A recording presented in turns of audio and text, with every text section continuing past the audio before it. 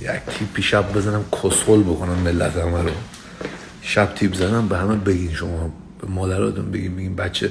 میدونی چرا میگم به مادراتون بگین؟ که چون کمبود دارم آجی، کمبود مادر دارم. هیچ موقع نمیگم به پدراتون بگین.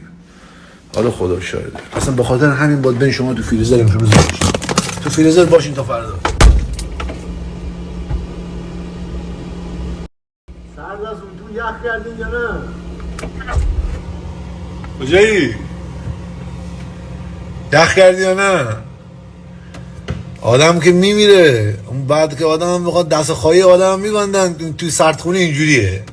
همون تو بده باید باشه. حالا ببین تا کی باید تو باشی. بیا اینا